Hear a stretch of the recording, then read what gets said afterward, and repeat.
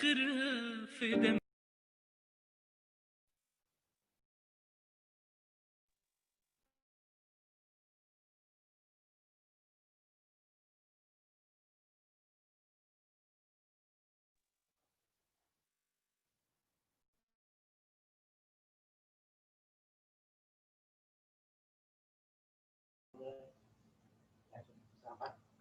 Cek, cek.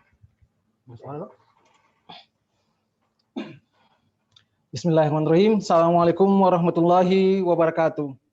Waalaikumsalam. Alhamdulillah. Alhamdulillahirabbil alamin. Wassalatu wassalamu ala asyrofil anbiya'i wal mursalin sayyidina Muhammadin wa ala alihi washabihi ajmain. Alhamdulillah, Bapak Ibu jamaah Majelis Taklim Al-Mulk BMPD Maluku. Alhamdulillah, segala puji hanya bagi Allah karena atas nikmatnya yang telah diberikan kepada kita semua masih diberikan kesempatan untuk berkumpul di pengajian Majelis Taklim Mingguan Al-Mulk. Tak lupa pula salawat serta salam semoga senantiasa tercurahkan kepada baginda kita, junjungan kita Nabi besar Muhammad sallallahu alaihi wasallam. Bapak Ibu sekalian, Bapak Ibu yang berbahagia, yang insya Allah dirahmati oleh Allah Subhanahu Wa Taala, dimanapun Bapak Ibu berada, ya mungkin ada di kantor, ada yang di rumah, mungkin ada Bapak pejabat perbankan di sini yang tidak bisa saya sebutkan satu persatu. Terima kasih telah bergabung bersama kami di pengajian ini.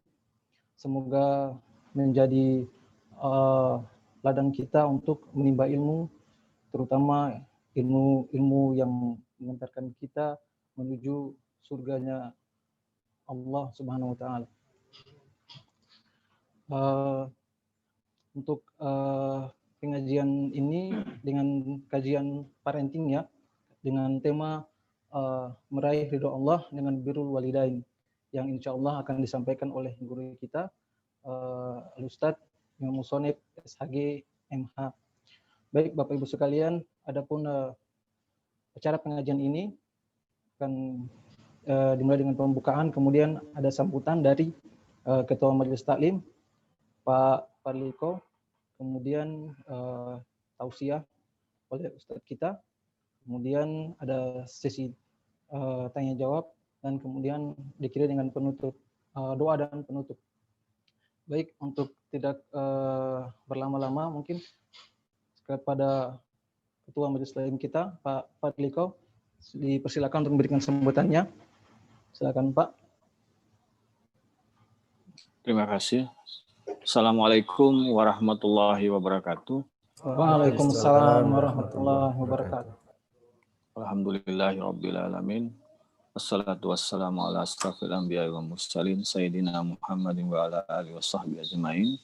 Amma ba'du. Yang terhormat Ustadz Imam Musonib SHG MH yang sudah hadir dari pagi tadi Ustadz di studio Penin Bank untuk memberikan pengajian kita di pagi hari ini. Bapak Ibu pejabat perbankan, ya mungkin tidak saya bisa sebutkan satu persatu, namun ada satu yang mungkin saya bisa sebutkan, wabil khusus Pak Bambang Haryo Nugroho, karena beliau hadir dari jauh, dari Palu. Setiap minggu beliau bersedia hadir bersama-sama kita dalam pengajian Majelis Taklim Al-Mulk. Saya baik tuan rumah kegiatan Pak Saman yang selalu memberikan ruang dan tempat di Penin sebagai studio maupun tempat kegiatan Majelis Taklim ini berlangsung setiap minggu. Juga jamaah Majelis Taklim Al-Mulk yang ada di kota Ambon maupun yang mengikuti kegiatan ini dari pulau-pulau di luar Maluku, mungkin di luar kota Ambon, ada yang biasanya mengikuti dari Banda, dari Tual, ataupun dari Buru.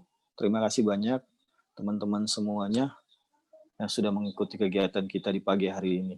Puji syukur kehadirat Allah Subhanahu Wa Taala karena kita masih diberikan kesempatan, nikmat waktu, umur, kesehatan semuanya kita bisa hadir di pagi hari ini untuk mengikuti kegiatan kajian kita. Salawat dan salam kepada junjungan kita Nabi Allah Muhammad Sallallahu Alaihi Wasallam. Semoga kita akan menjadi salah satu pengikutnya yang akan mendapat syafaat dan mendapatkan setetes air dari surga Al-Kautsar. Dan kita akan menjadi pengikutnya yang masuk bersama-sama dengan beliau ke surganya nanti, insya Allah. Alhamdulillah, hari ini kita masih dapat melaksanakan kegiatan pengajian kita di tengah suasana yang masih pandemi. Walaupun beberapa orang yang mungkin berharap supaya kita sudah bisa berkumpul bersama kembali dalam kegiatan-kegiatan kajian kita, tapi saya dan teman-teman pengurus akan selalu berupaya dan berusaha memberikan kajian-kajian pengajian, walaupun masih dalam bentuk webinar seperti ini, tapi kita berharap insya Allah pandemi ini segera berakhir. Kalau bisa misalnya Desember kita ngumpul, kalau enggak berarti di Januari, insya Allah kita akan berupaya kegiatan pengajian ini sudah bisa berkumpul bersama kembali, sehingga mungkin kerinduan untuk bertemu dengan teman-teman bisa tertuntaskan. Apalagi ada beberapa pejabat yang ternyata baru masuk di Maluku, di BMPD Maluku, sehingga kita mungkin perlu saling mengenal satu sama lain. Ada juga teman-teman yang mungkin sudah baru datang bergabung di Perbankan Maluku, mungkin kita bisa satu saat bisa saling bersua, berkumpul bersama untuk saling mengenal. Alhamdulillah kajian kita hari ini adalah kajian parenting. Semoga nanti Ustadz Imam bisa memberikan kajian yang menarik bagi teman-teman dalam menjalankan kehidupan rumah tangga, mungkin kehidupan bersama orang tua dan segala macam, akan diberikan kesempatan kepada teman-teman untuk mengikuti kajian ini. Dan jikalau ada yang ingin bertanya, silahkan bertanya. Mudah-mudahan Ustadz Imam bisa memberikan jawaban yang sesuai diharapkan oleh teman-teman. Mungkin itu saja yang bisa saya sampaikan di pagi hari. Sekaligus saya sebagai Ketua Majelis Taklim Al-Mulk mengucapkan beribu-ribu maaf jikalau dalam pelaksanaan kegiatan kita masih belum maksimal dari waktu ke waktu. Untuk itu kami berharap jika jamaah punya masukan untuk kami perbaiki setiap kegiatan ini, tolonglah diberikan masukan demi pengembangan Majelis Taklim, demi pengembangan kegiatan-kegiatan Majelis Taklim yang sudah berjalan selama ini. Wabillahi taufiq wa hidayah. Assalamualaikum warahmatullahi wabarakatuh.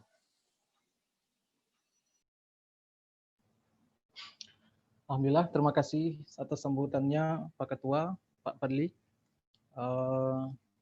Jamaah sekalian, akhir-akhir ini ada banyak terjadi fenomena di dalam keluarga.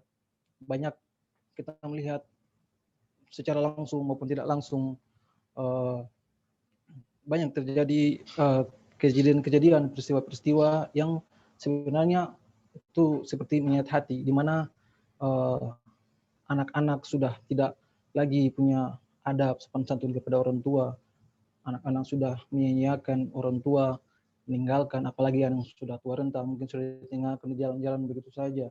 Padahal mungkin mereka tahu atau tidak tahu, sebenarnya ketika mereka bisa berbakti kepada orang tua mereka bisa memelihara orang tua mereka sampai dengan ajal orang tua mereka pun yang telah meninggal, mereka bisa berbakti, mereka bisa doakan. Karena dengan berbakti kepada orang tua, birrul walidain, itu merupakan salah satu pintu surga, yang dimana kewajiban kita setelah taat kepada Allah, taat kepada Rasul, kemudian kita wajib taat kepada kedua orang tua kita.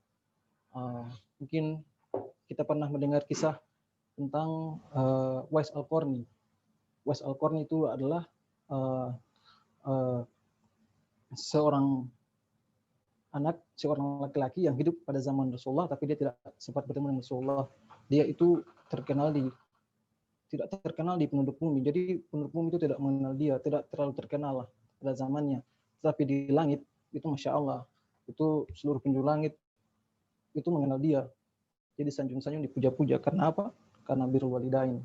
Dia berbakti kepada orang tuanya.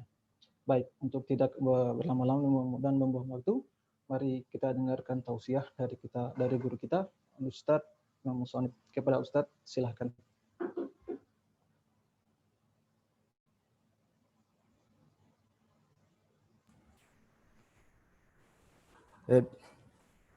Bismillahirrahmanirrahim. Assalamualaikum warahmatullahi wabarakatuh. Waalaikumsalam warahmatullahi wabarakatuh. Alhamdulillahirabbil alamin. Wa bihi nasta'inu ala umurid dunya waddin wa ala alihi wa ashabi ajma'in. Qala Allah Ta'ala, ya ayyuhalladzina amanu taqullaha wal tanzur nafsum ma qaddamat lighad wattaqullah innallaha khabirum bima ta'malun. Sadaqallahul azim. Ketua Majelis Taklim Al-Mulk Ustadz Fadliko yang saya hormati, Abang Ustadz Opik yang saya hormati, seluruh rekan-rekan anggota Majelis Taklim di bawah pengajian Al-Mulk Perbankan Maluku dan Maluku Utara yang saya hormati, dan semua yang sempat bergabung di acara online Zoom ini, yang moga-moga semuanya mendapatkan ridha Allah Subhanahu wa Ta'ala, dan di antara keridhaan itu karena baktinya kepada kedua orang tuanya, insya Allah. Alhamdulillah, saya diminta oleh teman-teman perbankan untuk menyampaikan materi terkait dengan berbakti kepada kedua orang tua. Ya.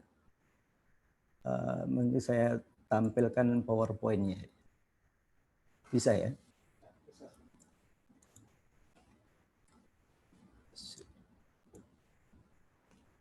Sudah nampak? Ya. Baik, bismillahirrahmanirrahim. Sebelumnya saya perkenalkan terlebih dahulu ya. Pertama, kajian Majelis Taklim ini minta saya untuk menyampaikan materi meraih ridha Allah dengan birrul walidain. Birrul walidain itu terjemahnya adalah kewajiban berbuat baik kepada kedua orang tuanya. Namun sebelum itu saya mengajak kita untuk mensyukuri nikmat yang Allah berikan kepada kita sekalipun kita dalam masa pandemi yang dianggap belum selesai. Karena itu kita tidak bisa bersua, bertatap muka. Karena judul ini sebenarnya kalau kita bisa bertatap muka, berinteraksi langsung akan terasa kesyahduannya insya Allah. Mungkin juga kita mampu untuk menitikkan air mata mengingat betapa besar jasa kedua orang tua yang kapanpun sampai dimanapun kita tidak akan mampu membalasnya. Apalagi bagi Bapak Ibu yang sudah ditinggalkan oleh kedua orang tuanya, tentu akan terasa syahdu masgul dengan membahas materi ini. Tapi tetap kita syukuri karena Allah masih memberikan kita kesempatan untuk menggunakan teknologi Zoom ini sehingga kita bisa tetap bertemu. Mudah-mudahan acara ini membawa hikmah, membawa makna. Saya kenalkan dulu. Ya, ini profil saya singkat saja. Ya. Supaya tahu, ini nama saya Imam Musonib, saya lahir di Banyuwangi 11 Juli 1970, artinya sudah setengah abad lebih beberapa bulan, sudah dianggap tua. Ya. Di Maluku saya Ketua Ikatan Dai Indonesia atau IKADI, kemudian ini yang baru saja dibuat SK-nya, Ketua Lembaga Wakaf Indonesia, LWI, dan Ketua Komisi Dakwah Majelis Ulama Indonesia, Kota Ambon, bekerja sehari-hari sama dengan Bapak Ibu di BUMN, khususnya di PLN.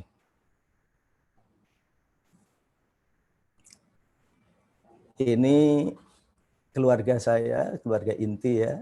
Saya, ini istri, dan anak-anak 7 orang. Cita-cita kami tidak saja bersama di dunia, tapi insya Allah juga kami bersembilan bersama di surga, mengantarkan kedua orang tua kami insya Allah. Amin. Mudah-mudahan yang lain juga demikian. Itu namanya istri saya dan ke-7 anak saya ya.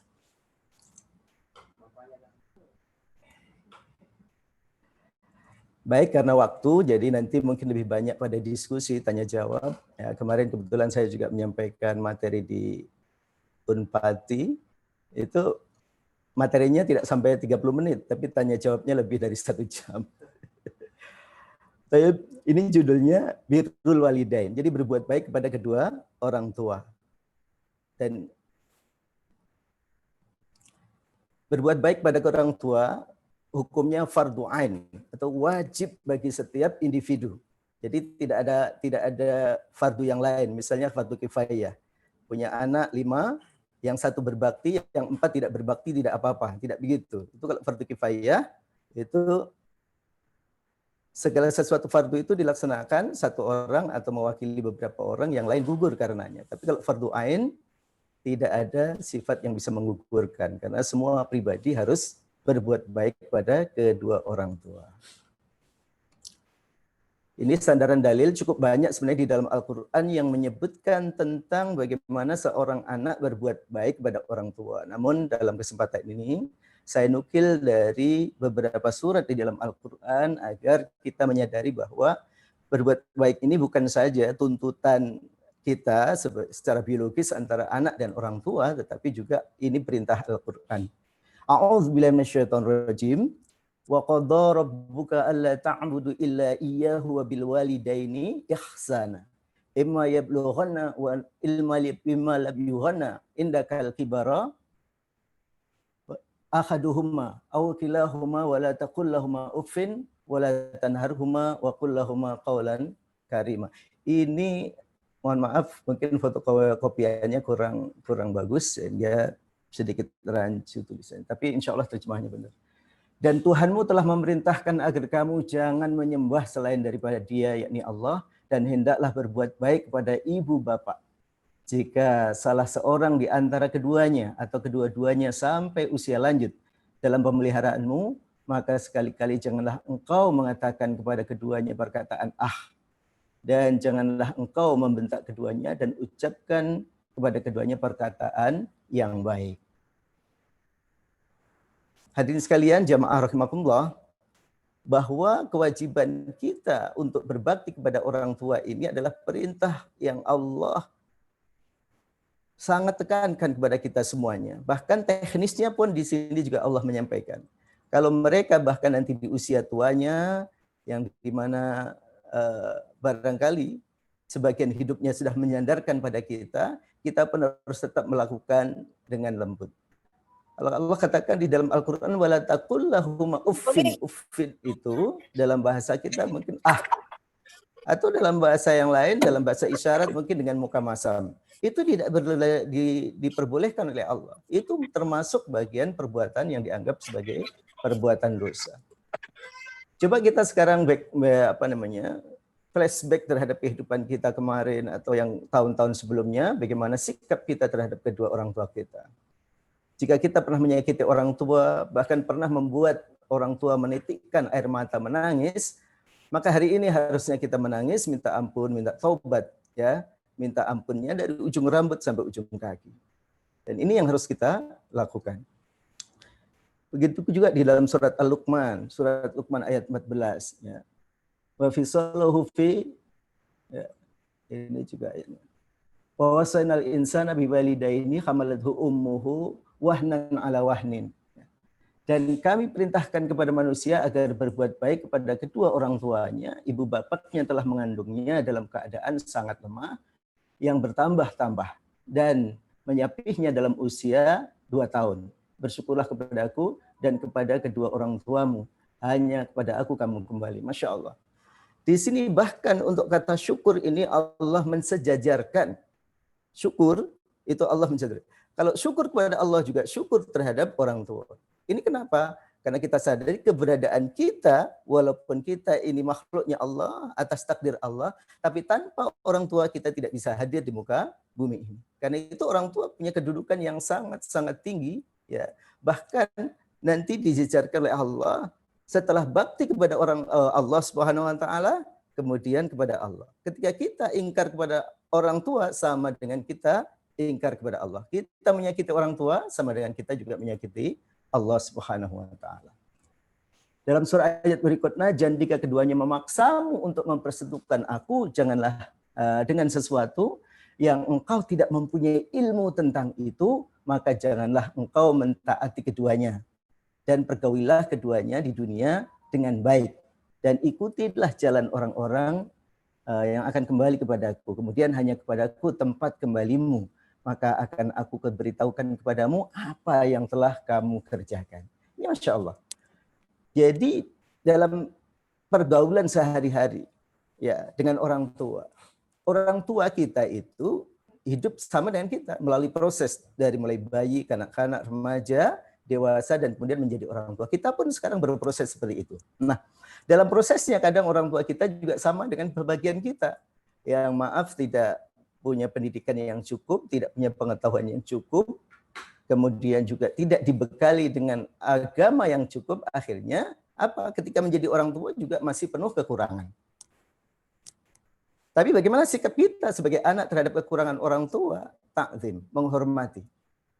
Bahkan ketika berbeda prinsip, sekalipun bahkan prinsip dalam hal akidah agama, ada orang tua yang beragama berbeda dengan kita. Atau bahkan ada anak-anaknya yang baik, orang tuanya pindah agama. Ya. Akhirnya kan bertentangan di situ. Kita diminta untuk bersikap tetap lemah lembut, tetap berbuat baik. Tidak boleh kita kemudian mencaci maki orang tua.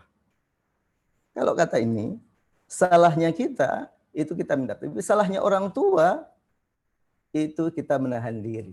Kita tidak boleh menghakimi orang tua. Kalau orang tua ada kesalahan, kita wajib memang meluruskan, mengingatkan dengan cara yang sangat-sangat santun. Karena betapapun, hampir semua orang tua itu masih menganggap anak-anaknya walaupun dia sudah dewasa, sudah berkeluarga, sudah berpendidikan, mungkin S1, S2, S3, dia tetaplah anak. Yang kadang-kadang juga dianggap sebagai anak.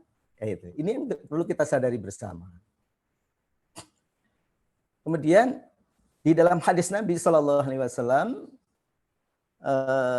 beliau mengatakan, ridho Rabbi fi ridhol walidai, wa sukhtullahi fi sukhtil walidain. Dalam redaksi lain, walidi atau walidain. Ya, agak berbeda, tetapi intinya sama. Ridho Tuhan, Allah itu terletak pada ridhonya kedua orang tua, dan kemurkaan, kemarahan Allah juga terletak pada kedua orang tua. Jadi hati-hati. Jangan kita sudah merasa banyak ibadah, banyak berbuat baik, kepada banyak orang berbuat baik, tetapi justru kepada kedua orang tua pada bermasalah. Itu tidak ada gunanya di depan Allah. Karena marahnya orang tua menyebabkan marahnya Allah. Ridhonya orang tua menyebabkan ridhonya Allah Subhanahu wa Ta'ala. Maka benar tadi yang dikatakan oleh MC kita tadi ya, sejarah tentang seorang yang bernama Uwais Al-Qarni ya, yang dipuji oleh penduduk langit. Bahkan satu kali Rasulullah SAW minta kepada Umar bin Khattab untuk minta doanya. Bayangkan, seorang sahabat yang amat sangat luar biasa, itu diminta kalau bertemu dengan salah seorang ini yang bernama Uwais Al-Qarni itu minta doanya. Uwais ini bukan sahabat Nabi, walaupun hidup pada zaman Nabi. Karena yang dikategorikan sahabat adalah orang yang tidak saja beriman, tapi juga pernah bertemu. Dan dia belum sempat bertemu, karena baktinya kepada kedua orang tuanya, kepada ibunya. Orang tuanya, bapaknya sudah tidak tinggal, ibunya itu pun ibu yang sudah sangat lemah. Ya. Yang segala sesuatunya bersandar pada Uwais. Itu. Dan Allah meridhoi seorang Uwais yang tidak dikenal oleh masyarakatnya. Bahkan tetangga yang jauh sedikit saja tidak kenal siapa Uwais. Tapi malaikat yang ada di langit mengenal Uwais sebagai seorang anak yang luar biasa karena baktinya. Siapa yang di pagi hari kedua orang tuanya atau salah satunya ridho padanya, maka pintu-pintu surga telah dibuka untuknya. Dan siapa yang di sore harinya kedua orang tuanya atau salah satunya marah, benci padanya, maka pintu-pintu neraka jahanam telah dibuka untuknya. Masya Allah. Ya. Jadi saudara-saudara sekalian, bahwa ketika kita bicara tentang kedudukan, posisi kedua orang tua ini sangat anggung, sangat tinggi. Sehingga seolah-olah begini, kalau ada raja, ada bos, ada pimpinan yang kita hormati, maka orang tua harus jauh lebih kita hormati.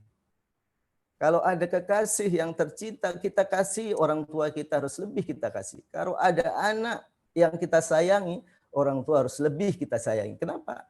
Karena orang tualah yang menyebabkan ridhonya Allah kepada kita semuanya. Berikutnya ini keutamaan berbuat baik pada orang tua dan ancaman.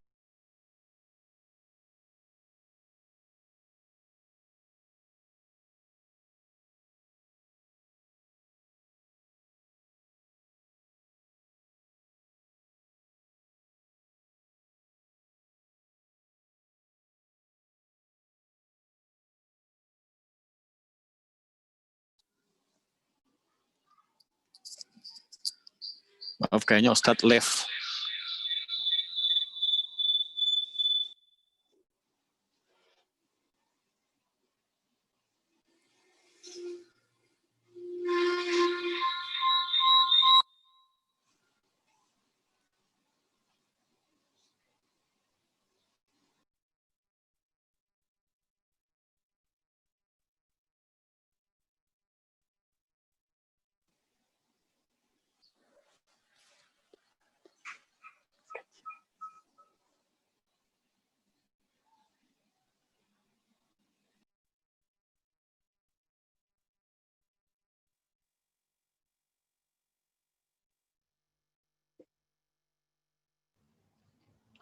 Mohon maaf Bapak Ibu jamaah majelis taklim sekalian, lagi sedang terkendala masalah teknis.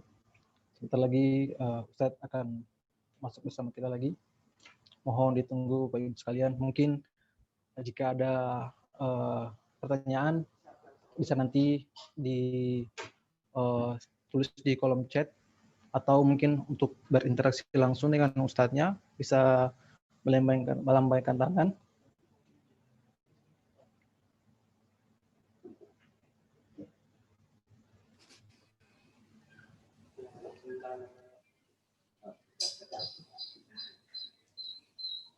Bapak Ibu sekalian, mungkin yang kameranya Baik, ya, ya dimaklumi karena kembali, namanya silakan, media, Ustaz. kadang-kadang medianya lancar sih, cuma tadi tiba-tiba restart.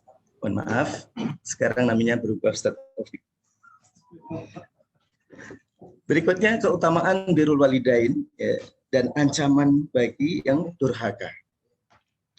Jadi di sini ada disebutkan ada 10 keutamaan. Ini mudah-mudahan menjadi catatan penting bagi kita. Ada 10 keutamaan. Yang pertama adalah amal yang paling utama. Jadi berbuat baik pada kedua orang tua itu merupakan amal yang paling utama. Kalau ada amal-amal utama, amal yang paling utama diantaranya adalah berbuat baik pada kedua orang tua.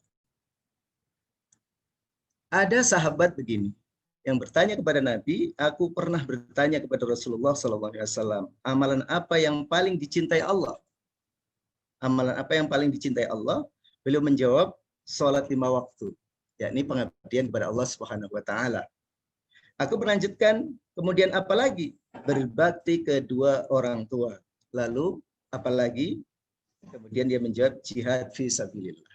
Jadi amal yang jihad, kita tahu kalau jihad fi sabilillah, perang ya, di negara-negara yang memang sedang berperang itu, apa ketika orang berperang, taruhannya nyawa, tidak saja harta, tapi nyawa. Yang sebesar itu pun masih kalah pahalanya dengan berbuat baik pada kedua orang tua. Masya Allah. Karena itu, orang mendapatkan surga tidak harus melalui medan jihad. Tidak harus memiliki harta yang banyak agar mampu mengantarkan dengan pahalanya itu ke surga. Walaupun itu juga bagian. Tetapi asal mampu untuk berbakti kepada kedua orang tua, itu menjadikan kita dimudahkan oleh Allah untuk memasuki surga. Kemudian yang kedua, berbakti ini memiliki nilai jihad. Ya. Jadi seseorang laki-laki datang kepada Nabi SAW, lalu meminta kepada beliau untuk ikut berjihad. Untuk ikut berjihad. Tapi Nabi mengatakan begini, apakah kamu sudah minta izin kepada ibumu? Apakah kamu sudah minta izin kepada ibumu? Ya, kalau belum, kembali dulu, minta izin. Kalau diizinkan, silahkan. Kalau tidak diizinkan, jangan ikut berangkat. Masya Allah. Jihad membela agama Allah itu pun dikasih persyaratan. Kebetulan si anak ini, pemuda ini memang usianya juga masih muda. Ya. Boleh jadi saat yang bersamaan si anak itu sangat dibutuhkan oleh orang tuanya. Maka Allah menyuruh mendahulukan pamit izin orang tuanya. Yang ketiga, seperti orang yang jihad itu seperti orang yang berpahala hijrah. Ya. Seorang laki-laki datang kepada Rasulullah Sallallahu Alaihi Wasallam, saya berbaiat kepadamu untuk berhijrah dan berjihad. Aku mengharapkan pahala dari Allah. Beliau bertanya, apakah salah satu atau kedua orang tuamu masih hidup? Iya, kata orang itu. Bahkan kedua-duanya masih hidup. Rasulullah bertanya lagi, maka apakah kamu masih akan mencari pahala dari Allah? Ia menjawab, iya. Maka beliau pun bersabda, pulanglah kepada kedua orang tuamu lalu berbuat baiklah dalam mempergauli mereka, insya Allah. Ya. Jadi hijrah ini kan, masya Allah pahalanya sangat besar karena harus meninggalkan kampung, halaman, meninggalkan saudaranya, meninggalkan bahkan harta bendanya, karena di awal-awal hijrah itu Bapak Ibu, itu kan tidak boleh orang yang meninggalkan Makkah ke Madinah itu membawa harta, kecuali pakaian yang ada di badannya saja dan kendaraan yang dimiliki. Selebihnya harus ditinggal. Tetapi ketika mau hijrah seperti itu pun masih ditanya, punya orang tua. Ya. Jadi pengabdian terhadap orang tua itu bahkan jauh lebih mulia daripada nilai hijrah. Yang keempat, ini yang paling mafhum. Al-jannatu tahta ahadamil ummahat. Jadi surga itu terletak di bawah kaki ibu. Ini sudah masyhur, kita semua sering mendengarkan redaksi ini. Jadi kenapa harus ibu gitu? Karena memang posisi ibu adalah orang tua yang melahirkan kita semuanya. Untuk melahirkan seorang bayi membutuhkan perjuangan antara hidup dan mati. Berapa banyak kisah orang tua yang melahirkan anaknya dan setelahnya meninggal, atau bahkan dalam proses dia meninggal. Sakitnya luar biasa. Tetapi Allah memberikan keluarbiasaan kepada ibu, yakni melupakan, menghilangkan rasa sakit itu ketika kita keluar dari rahimnya. Ini subhanallah, luar biasa. Ya, seperti itu. Sehingga ketika kita berbuat baik, berbakti kepada ibu kita, ya, itu dibandingkan 1/1 banding 3 dengan orang tua. Ketika ada seorang sahabat tanya Rasulullah, kepada siapa aku berbakti? Ibumu. Pada siapa lagi? Ibumu. Pada siapa lagi? Ibumu. 3 kali. Dan kemudian ayahmu. Apakah ayah tidak memiliki arti penting? Penting. Ayah memiliki arti yang juga sangat penting. Tetapi Allah selalu mengutamakan yang memang patut diutamakan, yakni ibu kita. Karena itu sampai-sampai seorang anak siapapun dirinya diumpamakan dia punya kedudukan ya di depan orang tuanya itu sampai hanya di bawah telapak kakinya. Ya kalau di bawah telapak kakinya itu apa? Paling dasar. Kakinya aja tidak sampai di bawah telapak kakinya. Kemudian orang yang berbakti kepada orang tuanya akan diperpanjang umurnya. Dan juga ditambahkan rezekinya. Siapa yang ingin diperpanjang umurnya dan ditambah rezekinya, maka hendaklah ia berbuat baik pada kedua orang tuanya dan menyambung tali silaturahmi.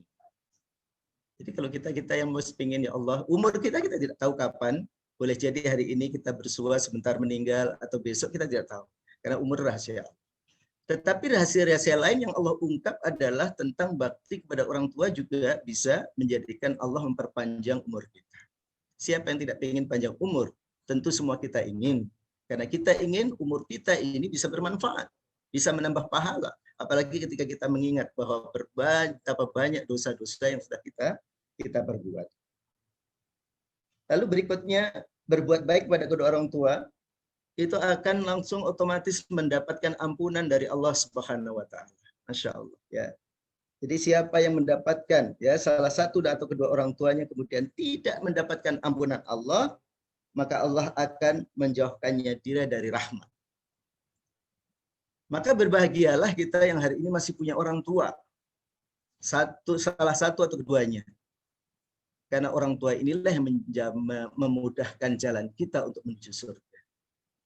Bahkan ketika kedua orang tua meninggal, tapi kita tidak mendapat kebaikan tidak dapat ridhonya, maka kita dijauhkan Allah dari rahmat. Maka di antara bentuk rahmat itu bukan saja rezeki, tapi juga kasih sayang orang tua, keridhaan orang tua terhadap kita. Maka tadi ridallah fi ridul walidain. Jadi ridho Allah tergantung kepada keridhaan kedua orang tua kita.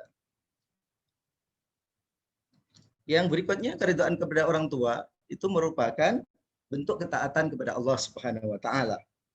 Keridhaan Allah tergantung juga keridhaan kepada orang tua. Nah, bentuk tobat kita kepada Allah itu juga ketika seseorang anak menyadari tentang keburukan kesalahan kepada orang tua. Jadi ketika kesadaran kita banyak salah terhadap orang tua, pengen minta ampun kepada orang tua, itu otomatis seperti dia juga sedang minta ampun kepada Allah. Ini subhanallah. Lalu yang terakhir, perbuatan baik kepada kita, pada orang tua itu adalah jalan mudah menuju surga. Jalan mudah menuju surga. Maka tadi Uwais Al-Qarni ini dia bukan ulama. Dia bukan pejuang, dia bukan hartawan. Intinya adalah di kampung dia tidak dikenal karena dia bukan apa-apa dan bukan siapa-siapa. Tapi apa yang dilakukan, seluruh hidupnya digunakan untuk bakti terhadap ibunya yang memang sudah lumpuh. Sudah tidak mampu berbuat apa-apa. Ibunya yang disuapin, dimandikan, semuanya dilakukan. Hidupnya hanya untuk berbakti kepada ibunya. Disitulah Allah memuji. Disitulah Allah memuji. Masya Allah. Oleh karena itu bagaimana caranya sekarang teknisnya kita berbuat bakti kepada orang tua? Ya. Pertama adalah at-ta'am. Kewajiban kita memberi makan kedua orang tua. Kalau orang tua kita kaya, berkecukupan, tentu kita tidak memberi makan padanya. Tapi kepada orang tua yang memang sudah bergantung pada anaknya, sudah tidak kerja, sudah tua, apalagi sudah memasuki masa pikun, itu memang betul-betul perawatan pada kita yang menjaga. Jangan sampai kata orang begini, 10 anak bisa dirawat, dijaga orang tua, tapi 10 anak tidak mampu untuk menjaga dan merawat satu orang tua. Jangan sampai bahasa itu yang kita lakukan hari ini. Betapapun orang tua kita mampu. Seorang diri maupun bersama-sama dengan saudara yang lain, kita mampu melakukan. Sekedar ini saja, saya saudara kandung ber-14. Ya, memang cukup orang dulu 14 orang. Jadi 7 sudah meninggal, masih ada sisa 7. Jadi kalau kita baca hadis, ketika anak meninggal, apalagi masa kecil meninggal, itu Allah akan memberikan garansi terhadap orang tuanya. Ini 7-7-nya itu meninggal dalam usia yang masih kecil. Ada yang masih bayi, ada yang 3 tahun, ada yang 5 tahun itu meninggal. Kami optimis dengan janji itu orang tua kami akan mendapatkan kemudahan menjalani hidup nanti di yaumil qiyamah, yaumil mahsyar. Yang masalah adalah kami anak-anaknya, ya, apakah bisa meneladani kedua orang tua. Nah, untuk itu yang kami lakukan sekarang bertuju adalah bagaimana merawat, menjaga orang tua bergantian sebisa mungkin. Berlomba-lomba untuk berkontribusi menjadi yang terbaik karena kami sadar betul bahwa ini adalah masa di mana kami harus betul-betul mempraktekkan, ya, mengamalkan syariat agama itu bagaimana interaksi kami terhadap orang tua. Nah, kedua orang tua kami alhamdulillah masih ada dan keduanya sudah memasuki masa pikun karena usianya di atas 80 tahun. Jadi alhamdulillah mudah-mudahan sampai beliau meninggalkan kami dapat keridhaan atau sebaliknya kalau takdirnya Allah kami duluan. Sebelum meninggal pun kami mudah-mudahan mendapat keridhaan kedua orang tua kami. Yang kedua, al-malabis atau malbas, yaitu memberi pakaian. Artinya kebutuhan-kebutuhan sehari-hari orang tua, apa yang dibutuhkan itu menjadi kewajiban kita memenuhi. Jangan dihitung, karena orang tua kita ketika melahirkan, ya, menghidupi kita, membesarkan kita, menyekolahkan sampai kita menjadi orang, itu seluruhnya tidak pernah mereka hitung. Ya. Apalagi di akhir utuanya, kita harus memberikan kepada mereka. Kemudian al-maskan, yakni memberikan tempat perlindungan. Terus al-himayah, jadi memberikan perlindungan. Kalau sakit, kita memberikan pengobatan. Kalau beliau mempunyai hutang, kita yang wajib membayar. Ya. Kalau mereka punya saudara, kita yang menyambung persaudaraan. Kalau mereka menginginkan sesuatu, kita bisa penuhi, kita harus penuhi. Mereka ajak makan, kita ikuti. Mereka mengajak jalan-jalan, kita penuhi. Ya. Dan yang paling penting, jangan lupa pada setiap saat kita harus meminta doa kedua orang tuanya. Ini kita sebagai anak kadang-kadang lupa. Merasa kita ini sudah hebat, sudah cukup. Tanpa doa orang tua juga kita sudah sehat, sudah kuat. Padahal jangan dianggap permintaan kita atas doa orang tua itu dianggap sepele. Maka setiap ketemu minta doa dan minta ampunan.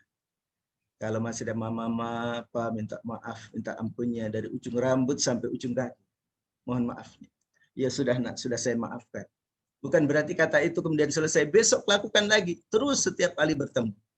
Apalagi saudara-saudaraku yang perantau yang jauh, orang tuanya di Sumatera, di Jawa, di Makassar yang jarang bertemu.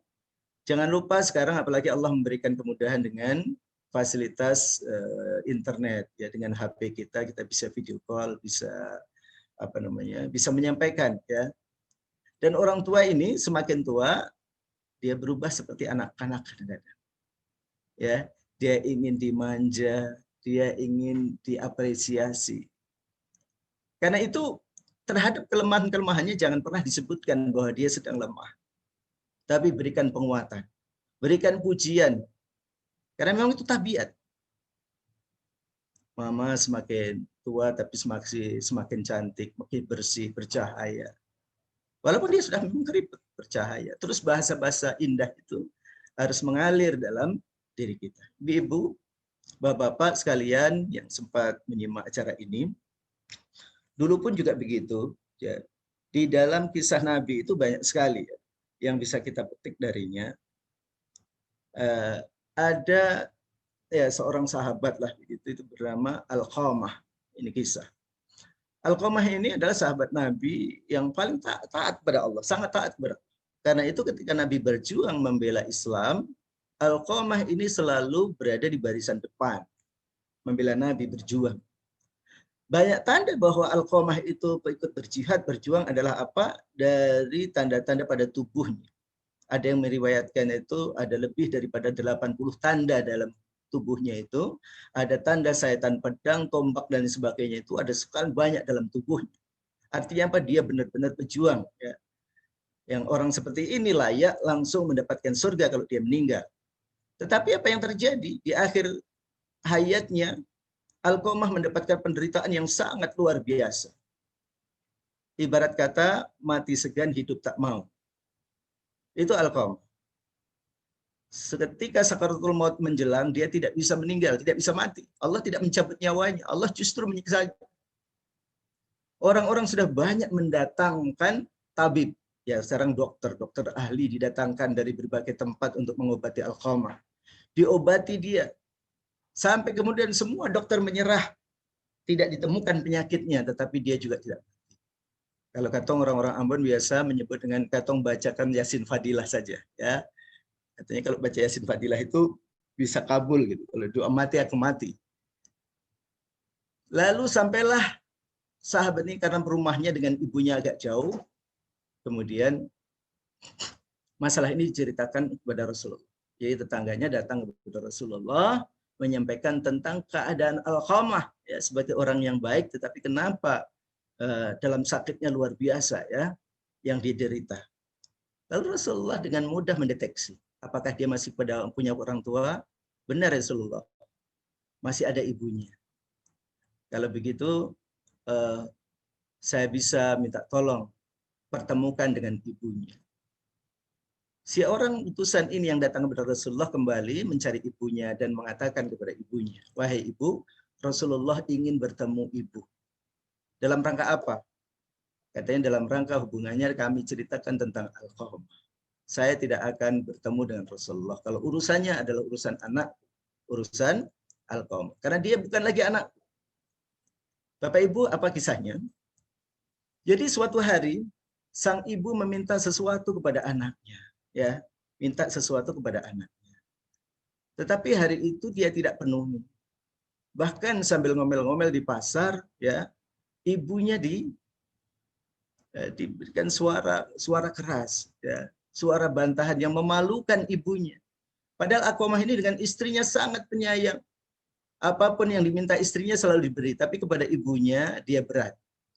Apakah ini juga kalau bahasa sekarang termasuk kumpulan istri, ya, ikatan suami takut istri gitu ya.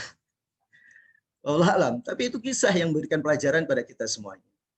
Sehingga ibunya sangat marah dan kemudian melaknat Alqamah. Wahai Alqamah, mulai hari ini sampai ibu mati tidak akan aku maafkan kesalahan. Engkau terlalu membuat sakit hatiku, kata ibunya. Maka sejak saat itu ibunya tidak mengakui dia sebagai anak. Dan itulah kenapa kemudian saat sakaratul mautnya Alqamah, dia merasakan penderitaan yang luar biasa. Lalu untuk kedua kalinya sahabat ini datang kepada Nabi. Ya Nabi, ibunya tidak mau datang. Kalau begitu Rasulullah sendiri yang datang. Rasulullah menemuinya. Begitu bertemu Rasulullah, si ibu itu menangis terharu, minta maaf karena tidak bisa memenuhi panggilannya, dan kemudian menceritakan sebagaimana tadi yang saya ceritakan tentang anak. Dan Rasulullah masih menawari, apakah ibu tidak memaafkan, dia sudah sakaratul maut seperti itu. Ibunya mengatakan, kekeh tidak, saya tidak akan maafkan. Karena sudah terlalu menyakiti saya sebagai ibu. Saya besarkan dia, syarat dia, begitu dia sudah besar, sudah bisa berkeluarga, dia merasa diri hebat. Saya tidak akan memaafkan. Kalau begitu, Rasulullah menggertak ibunya. Minta sahabat untuk mengumpulkan kayu bakar.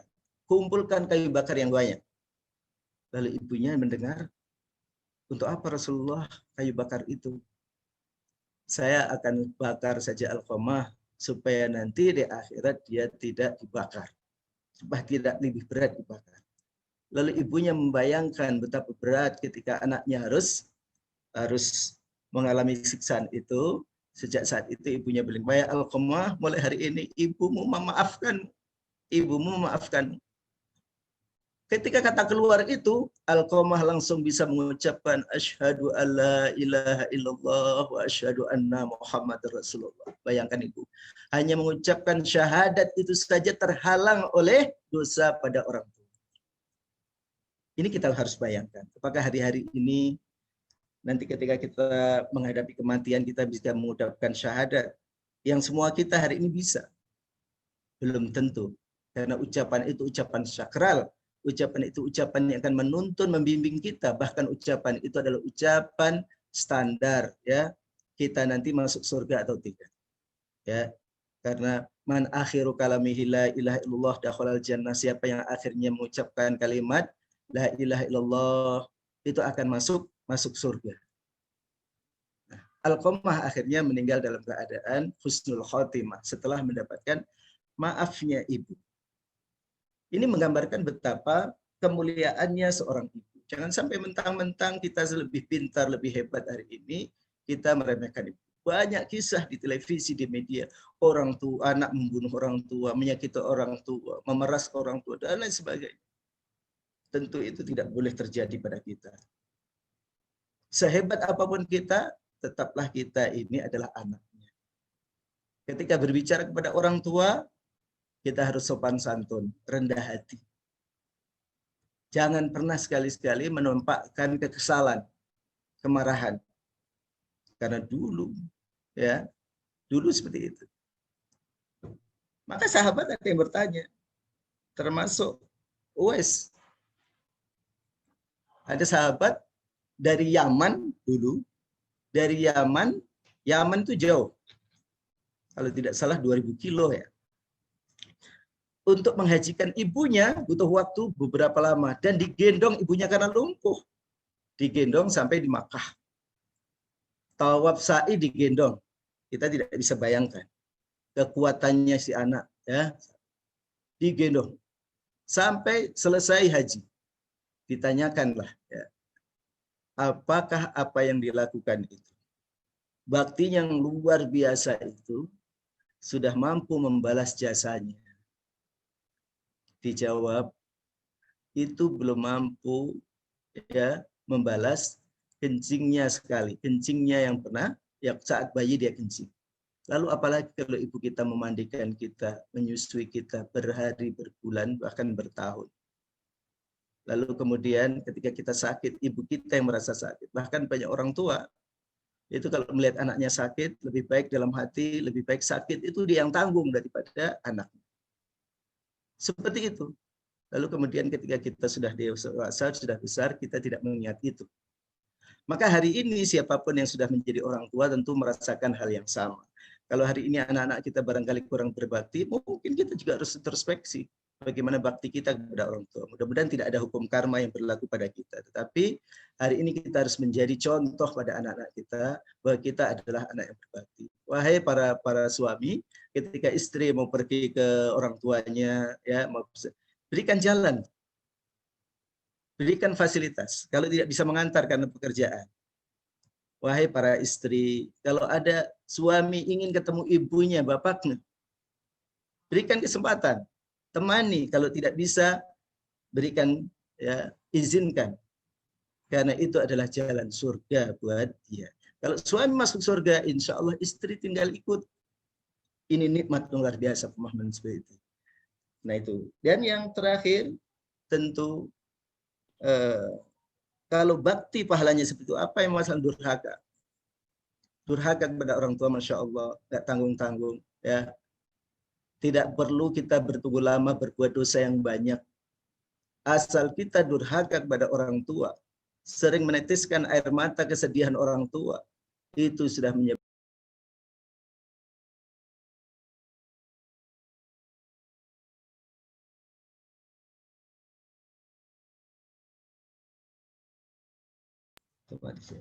baik. Wahai saudaraku yang dimuliakan Allah Subhanahu wa taala, sering-seringlah ingat jasa orang tua. Dan 3 amal yang kata Nabi yang tidak akan hilang sepeninggalan kita itu kan cuma 3. Dan di antara satunya adalah apa? Waladun solihun yada'ulah. Jadi doa anak-anak yang soleh, yang selalu mendoakan kepada orang tua. Bukan sekali-kali. Minimal 5 waktu. Setiap doa apapun jangan lupa sertakan kepada orang tua doa yang indah yang diajarkan. Robbi firli wali walidayya warhamhuma kama rabbayani shaghira. Ya Allah, ampunilah dosaku dan dosa kedua orang tuaku sebagaimana dia menyayangi, mencintaku waktu kecil.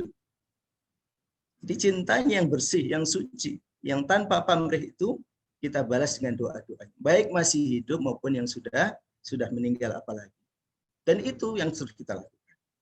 Nah, mudah-mudahan kita semua ini menjadi hamba-hamba yang selalu berbakti kepada orang tua agar dimudahkan dunia, agar dimudahkan akhirat kita.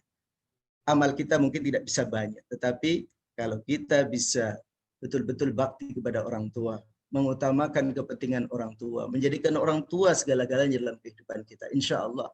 Yang kurang-kurang itu, yang banyak dosa-dosa yang lain kepada Allah itu, Allah ganti dengan rahmat, dengan pahala karena bakti kita kepada Allah Subhanahu wa taala. Demikian barangkali pintasan kajian birrul walidain, berbakti kedua orang tua. Nanti selanjutnya barangkali diatur untuk diskusi atau tanya jawab yang barangkali itu juga lebih bisa mengena karena Bapak Ibu yang merasakannya sendiri. Wallahu a'lam. Assalamualaikum warahmatullahi wabarakatuh. Waalaikumsalam. Waalaikumsalam warahmatullahi wabarakatuh. Masya Allah, sungguh tausiah yang sangat menggugah kita, benar-benar menyentuh bagaimana seharusnya kita memposisikan diri dan seharusnya kewajiban kita untuk berbakti kepada kedua orang tua kita. Baik Ustadz, di sini sudah ada 2 pertanyaan. Apakah mau langsung dijawab satu-satu atau? Baik, sudah ada ya. Ya, saya bacakan Ustadz ya. Ya, silakan. Ya, pertanyaan pertama dari BRI Ahmad Fauzan. Assalamualaikum Ustadz, bagaimana cara kita menaati orang tua sedangkan beliau melakukan hal-hal yang dilarang oleh Allah Subhanahu wa taala? Terima kasih. Baik. Saya baca dari atas tadi ada yang Ustadz kayak tegang nggak? Iya. Atau agak nyemen. Jadi memang begitu. Kalau saya menyampaikan materi terkait dengan orang tua ini yang ada adalah rasa masyhur, pengen nangis tapi ditahan. rasa terharu. Jadi nampaknya memang seperti kayak kurang nyaman. Padahal insya Allah tidak nyaman. Di sini kita di ruangan ini berempat nyaman, insya Allah. Tidak ada apa-apa. Hanya memang ketika berbicara tentang orang tua ini, yang dibawa adalah hati, ya. Atau bahasa lain, emosi kita terlalu terbawa saat berbicara tentang bagaimana kita harus berbuat baik pada kedua orang tua. Ada penanya pertama, bagaimana menaati kedua orang tua, padahal orang tua kita ya melakukan hal yang dilarang. Tentu perintah Allah Subhanahu wa taala, kita hanya taat kepada Allah. Jadi taat itu hanya kepada Allah. Selainnya kita tidak boleh taat, termasuk orang tua dalam bab-bab apalagi keburukan. Kalau orang tua ditaati dalam kebaikan saja. La ta'atan bi makhluqin bi maksiatin khaliq. Jadi tidak boleh taat kepada makhluk termasuk orang tua untuk maksiat kepada Allah, untuk yang melanggar larangan. Kalau diminta untuk melakukan sesuatu yang itu mengandung dosa, itu pasti dilarang. Tapi cara kita menolak itu juga tetap harus santun. Itu yang Allah ajar. Apa misalnya contoh kita, orang tua melakukan hal-hal buruk. Orang tua habis maksiat misalnya, sabung ayam, ya, berjudi. Tentu itu keburukan. Lalu ketika uangnya habis minta pada kita. Ini kan serba dimati. Satu sisi kita diminta taat kepada orang tua untuk memenuhi kebutuhannya. Sisi lain kita tahu persis bahwa uangnya digunakan untuk judi. Kan ini jadi dilema ini kepada kita. Bagaimana yang kita lakukan? Pertama, tetap sebagai anak, kita harus mengingatkan orang tua, Pak, saya tetap berikan uang, tapi tolong jangan jadikan untuk judi, karena judi itu dosa. Saya tahu apa. Itu urusan orang tua. Kita jangan marah. Kita memberi dengan niat untuk membahagiakan orang tua. Soal penggunaannya, soal pelaksanaannya, tetap teknisnya kita siasati, tetapi pemberian tetap kita lakukan. Kita tidak ikut. Jangan sampai kemudian orang tua berjudi, kita ikut. Ayo nak, kita sama-sama lah. Susah hidup ini, kita ikut judi. Terus kemudian kita, ayo Pak, itu bahaya. Kita ingatkan bahwa apa yang dilakukan itu salah. Orang tua mungkin sering berantem sama ibu. Ya, suami istri berantem. Orang tua kedua orang tua kita berantem, sering. Orang tua suka dengan tangan pukul. Jangan sampai kita juga karena membela ibu memukul orang tua, memukul ayah. Tidak boleh juga. Ya. Kita harus belajar bagaimana mendamaikan keduanya. Maka ilmu dalam rumah tangga itu juga sangat penting, terutama hal-hal yang menyangkut tentang konflik. Ya. Tidak semua keluarga kemudian berjalan mulus, damai, indah. Ada keluarga, anaknya baik, tapi orang tuanya berantakan. Terhadap itu, di situ sesungguhnya adalah kumpulan pahala yang Allah ingin berikan kepada kita. Maka jangan sampai orang tua melakukan keburukan, kita ikut, tidak. Yang paling penting adalah bagaimana kita mengelola agar orang tua kita tetap mendapatkan rasa kasih sayang kepada kita. Demikian. Kemudian pertanyaan kedua dari Pak Alhamid, ya. Ustadz, amalan apa yang bisa dilakukan oleh seorang anak agar amalan tersebut bisa selalu diterima oleh kedua orang tua yang sudah meninggal? Masya Allah. Pertama tadi doa, yang paling mudah dan tidak mengeluarkan materi, itu doa. Dan bisa kita panjatkan kapan saja dan di mana saja, doa. Dan itu langsung diterima oleh Allah SWT. Yang kedua, menyambung silaturahmi. Sahabat-sahabat orang tua. Jadi kalau orang tua dulu pernah baik kepada siapa, temannya itu, kita menyambung tali silaturahminya. Yang ketiga, bisa saja amal-amal yang kita lakukan atas nama orang tua. Amal-amal yang atas nama orang tua sebagai tabungan orang tua. Walaupun dalam bab ini ada sebagian juga yang berbeda pendapat. Misalnya, kurban. Nah, ini musim kurban. Kita mampu kurban, tiap tahun kurban, sapi 1, 2. Gitu. Orang tua kita dulu miskin, tidak pernah berkorban. Hari ini, Lebaran kali ini kita meniatkan beli sapi 1 ekor atas nama kedua orang tua kita. Boleh, boleh. Tidak mengapa. Bahkan itu bagus. Ya, membuat bangunan, membuat yayasan, membantu apa? Selalu atas nama orang tua. Boleh. Nah, itu diterima oleh Allah. Jadi itu kalau dengan harta. Kalau tidak dengan harta, itu dengan doa. Tapi kalau bisa lebih, dengan perbuatan-perbuatan baik atas nama orang tua. Insya Allah begitu. Berikutnya,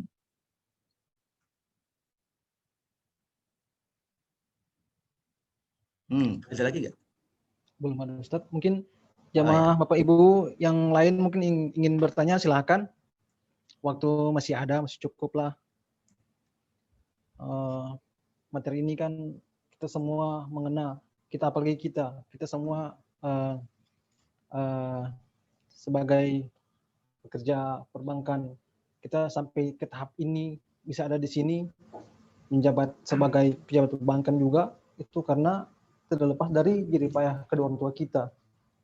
Jadi dengan majelis ini mungkin kita bisa lebih banyak menimba ilmu, terus kita bisa tahu bagaimana caranya kita untuk berbakti kepada kedua orang tua kita yang masih hidup maupun yang telah meninggal. Ya, mungkin pertanyaan, ada yang ingin bertanya lagi silahkan di kolom komentar bisa, atau ingin berinteraksi langsung dengan Ustadz boleh gunakan fitur raise hand. Silakan Ustadz Taufik.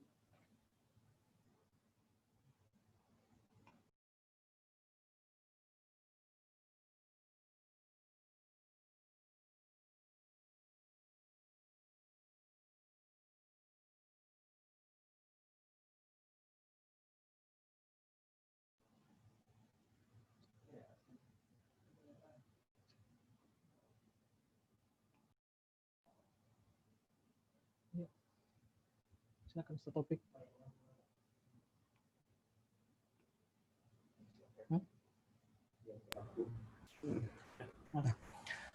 Saya mau bertanya Ustaz. Assalamualaikum warahmatullahi wabarakatuh. Waalaikumsalam warahmatullahi wabarakatuh. Sebelumnya selamat ulang tahun kepada Pak Fadli, Ketua Majelis Ta'lim Al-Mulk. Benar ya Ustaz Fadli, hari ini ulang tahun ya? Masya Allah. Barakallah.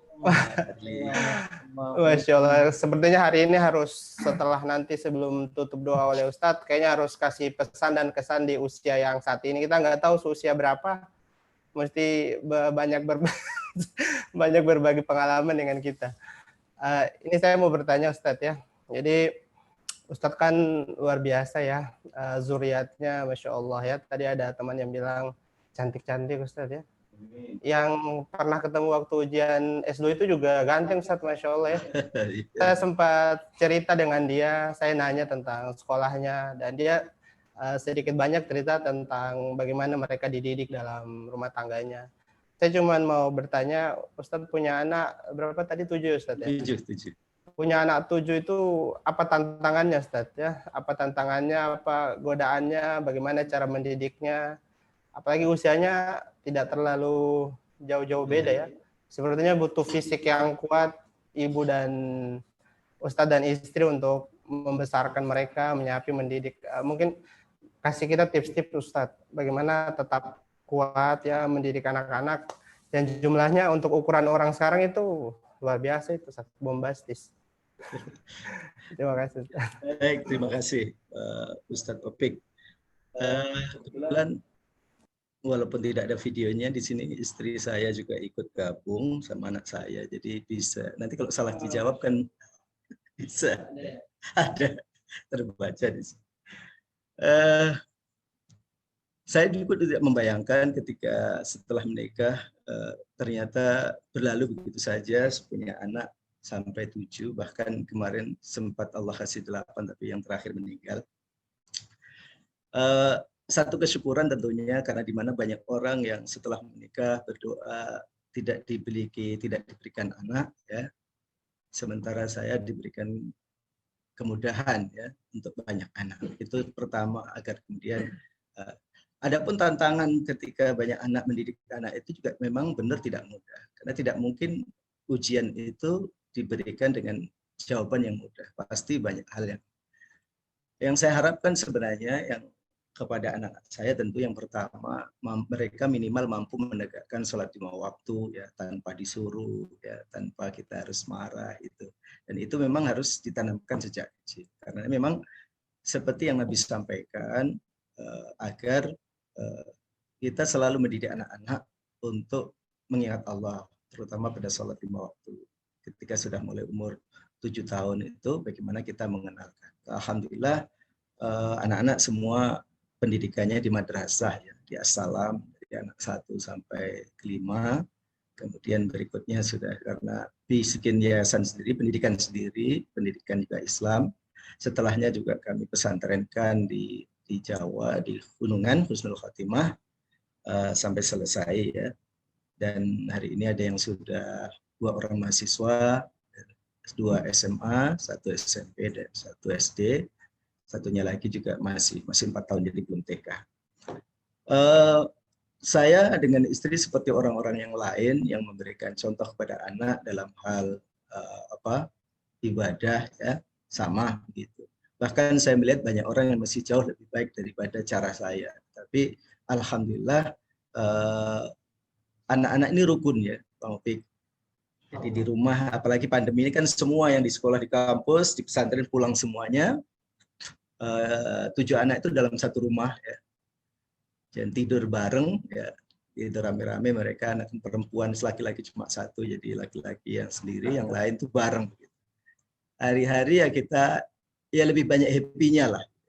Lebih banyak senang. Mereka memang dari kecil terbiasa untuk saling bahu-membahu. Jarang sekali, apalagi sekarang mereka sudah besarnya bersama, itu jarang sekali namanya terjadi keributan, jarang.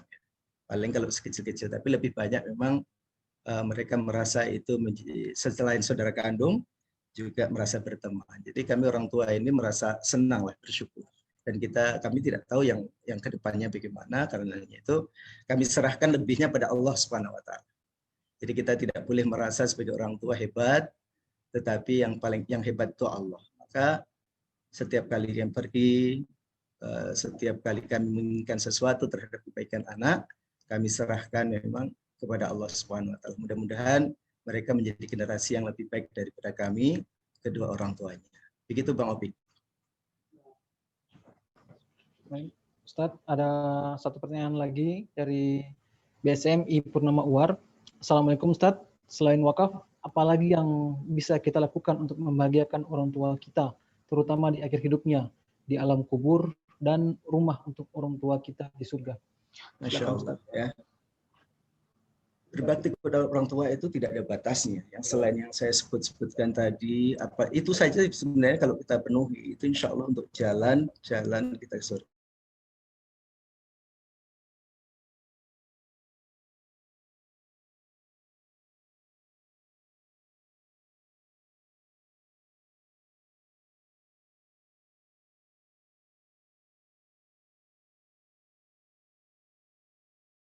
Apakah ada pesan-pesan orang tua yang belum kita lakukan? Nah, itu kita penuhi. Ya, dulu pernah minta apa kita belum penuhi, kita penuhi. Jadi masalah hubungan kita dulu pada orang tua itu harus beres dulu. Maka yang sering saya pesankan pada majelis-majelis taklim ketika saya memberi ceramah itu, setiap anak harus membereskan urusannya terhadap kedua orang tuanya. Apakah dirinya ke orang tua atau orang tua kepada dirinya. Misalnya, rasa marah, rasa tersinggung, dan apa itu semuanya sudah beres, selesai. Tidak ada lagi. Ikhlas terhadap apapun yang orang tua pernah lakukan. Dan sebaliknya, kita juga harus memastikan kepada kedua orang tua kita yang masih hidup, kepada kita, bahwa mereka benar-benar sudah mengampuni, memaafkan kita. Dan secara verbal diucapkan. Makanya kita minta ampun, minta. Nah, kalau itu beres, insya Allah, urusan akhirat kita itu dipermudah ya. Walaupun tidak banyak hal setelah itu yang bisa kita lakukan. Apalagi kalau kemudian kita selalu mendoakannya ya. Kita membuat, misalnya kita punya uang banyak, kita wakafkan ya, satu rumah tahfidz misalnya. Kita bangun atas nama orang tua. Bahkan rumahnya itu rumah tahfidz atas nama orang tua. Misalnya orang tua kita nama siapa? Muhammad Salim. Ya sudah, itu rumah tahfidz Muhammad Salim. Supaya orang mengingat, oh itu nama bapaknya almarhum. Supaya orang mendoakan. Jadi bagaimana cara agar doa ini banyak mengalir kepada orang tua kita, ya kita anak yang tahu. Ya, kita buatkan itu supaya orang tua juga mendoakan. Begitu. Jadi tidak sulit sebenarnya ketika urusan kita sama orang tua sudah beres kemudian ya. Insya Allah kita akan dipertemukan kepada kedua orang tua kita. Kalau orang tua kita tahu bahwa dulu tidak soleh, sholat jarang-jarang ya. Terus gimana dong?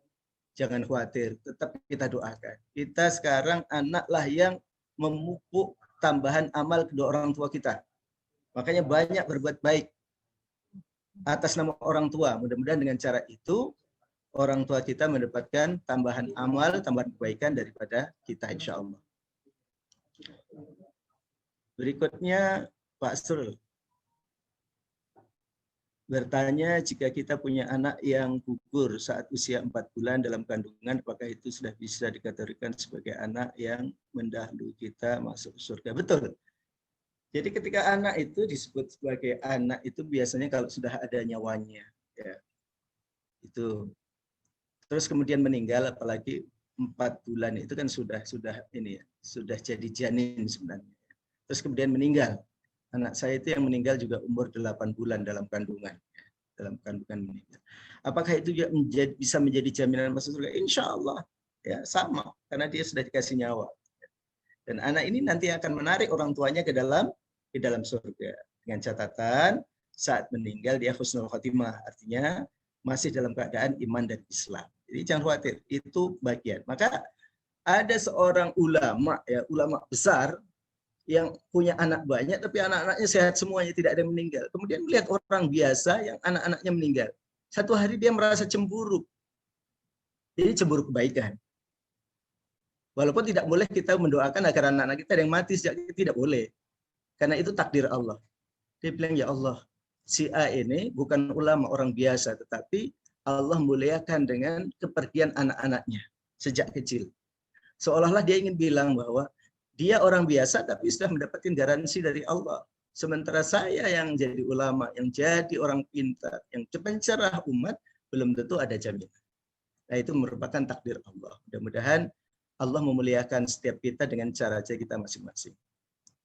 Lalu kemudian yang kedua, apakah hukumnya jika kita membatasi kelahiran anak dengan metode sterilisasi? Anak itu adalah amanah. Jadi banyak anak memang oleh Nabi senang ya kepada orang-orang beriman itu ketika anaknya banyak, karena Nabi ingin melihat umatnya yang banyak. Tetapi kita juga harus realistis bahwa ketika anak banyak juga tentu kebutuhan juga banyak. Walaupun tiap anak punya rezekinya masing-masing. Tapi bukan sekedar rezeki yang kita bicarakan, tapi mampukah kita sebagai orang tua mendidik mereka? Jangan sampai justru banyak anak, banyak beban, banyak masalah karena orang tua tidak paham bagaimana mengelola keluarga, mengelola anak-anak. Karena membatasi jarak kelahiran dan sebagainya tidak apa-apa, demi apa? Kebaikan anak. Demi kebaikan anak. Tapi kalau kita mampu bisa seberapa pun anak tidak ada masalah, karena setiap anak memang ada rezeki. Karena itu memang sekali lagi dikembalikan kepada diri kita masing-masing. Yang tidak boleh adalah seolah-olah anak itu harus cukup satu saja, dua saja. Kan logikanya semakin banyak anak, kalau anaknya soleh semakin banyak yang mendoakan. Nah kalau cuma satu, yang doakan cuma satu orang. Sumber kebaikannya makin sedikit. Oleh karena itu, kalau bagi saya, karena saya punya anak banyak, memang kami akhirnya tidak KB, tidak membatasi. Misalnya istri mengandung lagi, bisa kita terima. Kita sambut dengan happy, bahwa mereka adalah calon-calon anak yang akan mengantarkan orang tuanya menuju surga. Jadi asik gitu ya.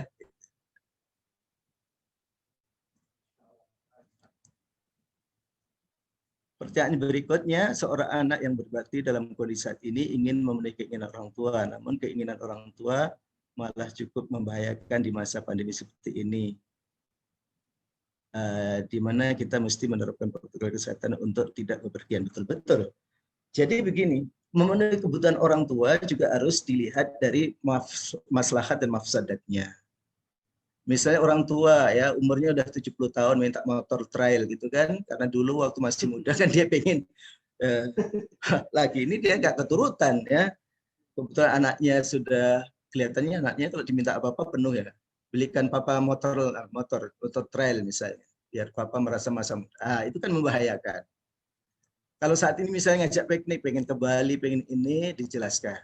Ini masa pandemi, di mana konon corona ini sangat rentan terhadap orang-orang tua, ya. Orang-orang tua itu lebih berbahaya, dijelaskan. Tapi dia ngotot, ya bagaimana caranya? Artinya apa? Segala sesuatu yang membahayakan orang tua itu lebih kita lindungi. Makanya tadi itu di antara bentuk bakti kita adalah melindungi kesehatan, ya, keamanan orang tua daripada sekedar memenuhi hasratnya semata. Jadi itu memang tidak gampang, karena itu pandai-pandainya anak kemudian mengalihkan perhatian. Ya, kalau minta piknik jauh-jauh ya diajak kemana lah begitu ya, ke pintu kota saja atau gimana. Yang penting gimana cara mereka bahagia tanpa harus membahayakan jiwanya. Dan karena melindungi jiwa orang tua itu juga menjadi kewajiban kita. Gitu.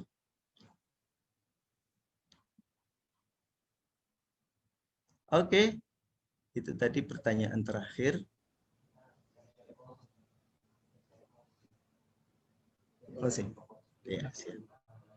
Baik, Bapak Ibu, jika tidak ada lagi yang bertanya, insya Allah sebenarnya cukup banyak media untuk kita bisa berinteraksi, tetapi yang paling penting sebenarnya poin-poin yang tadi sudah saya sampaikan, bagaimana cara kita berbakti kepada orang tua kita, bagaimana kita menjaga rutinitas kita, ya, kesinambungan yang sifatnya itu istiqomah terus-menerus berbuat baik kepada orang tua itu, kalau itu kita lakukan, insya Allah, apa yang diharapkan oleh Rasulnya terhadap kita sebagai anak yang berbakti itu bisa kita penuhi. Insya Allah itu. Sulit karena kita tidak mau melakukan, tapi sangat mudah bagi orang-orang yang terbiasa melakukan.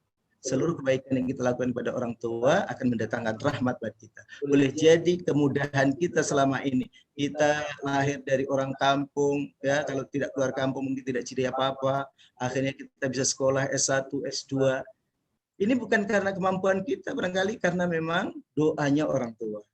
Jadi kalau hari ini kita bahagia, mudah rezeki, mudah ini banyak ilmu, boleh jadi hanya doa orang tua. Orang tua kita cuma bilang kepada Allah, ya Allah, jadikan anak-anakku ya hidupnya makmur. Jadikan anak-anakku anak soleh. Doanya sekali, tapi ikhlas, Allah langsung catat, Allah langsung kabulkan bertahap terus-menerus. Jadi kesuksesan kita hari ini, kebahagiaan kita hari ini, itu boleh jadi memang karena kesungguhan orang tua kita mendoakan. Atau sebaliknya, kesusahan kita, kemelaratan kita, keresahan hati kita, semua sudah kita miliki. Ya, tetapi hati masih gelisah. Boleh jadi karena banyak kesalahan kita yang belum termaafkan dari orang tua kita. Maka orang tua menjadi pintu utama untuk membuka kebaikan pada diri kita semua. Demikian, insya Allah. Masya Allah. Terima kasih Ustadz. Sebelum menutup pengajian ini, mungkin ada Ustadz pimpin doa agar menambah keberkahan di pengajian kali ini. Silakan Ustadz. Baik Bapak Ibu sekalian, mari sama-sama kita menundukkan kepala, berdoa meminta kepada Allah Subhanahu wa taala. Mudah-mudahan kita semua yang hadir di sini, orang tua kita, anak-anak kita berada dalam hidup lindungan Allah Subhanahu wa taala, rahmatnya Allah Subhanahu wa taala, keberkahan Allah Subhanahu wa taala.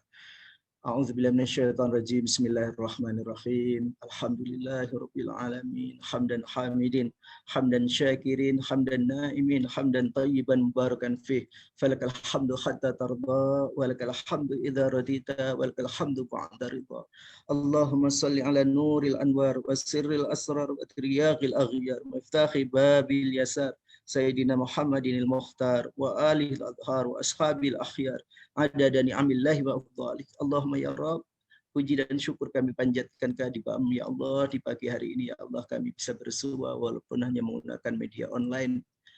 Kami ini ya Allah bermaksud menyadirkan acara ini untuk bagaimana kami semua menyadari bahwa kami sebagai anak-anak, sebagai putra-putri dari orang tua kami dapat mampu untuk berbakti kepadanya.